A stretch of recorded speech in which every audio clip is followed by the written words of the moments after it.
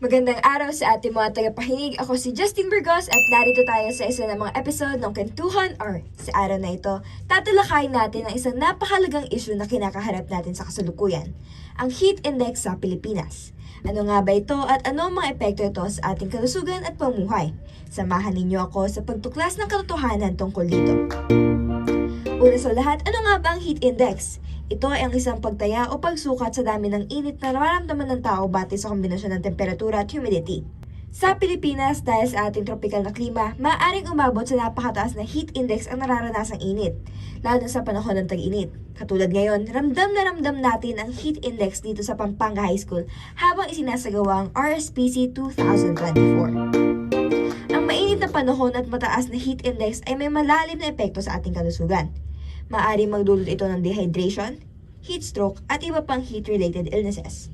Bukod dito, ang mga vulnerable tulad ng mga bata, matatanda at mga may existing health conditions ay may labis na apektuhan ng epekto ng init.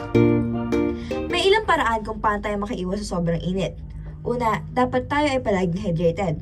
Uminom ng sapat na tubig kahit tayo hindi nauhaw. Pangalawa, magdamit ng tamang panlabas na suot na makakatulong sa pagpigil ng init ng katawan.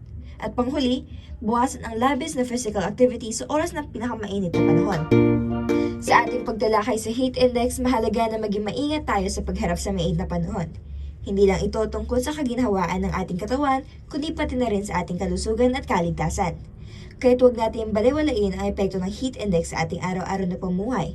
Lalo't higit ngayon nakakaramdam tayo ng matinding tensyon sa gitna ng RSPC 2024, manatiling kalmado at mag-chill lang.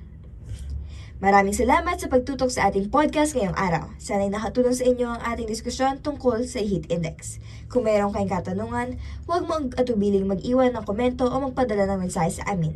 Hanggang sa muli, ito si Justin Burgos na nagsasabing maging laging handa at mag-ingat sa panahon ng tag-init. Paalam!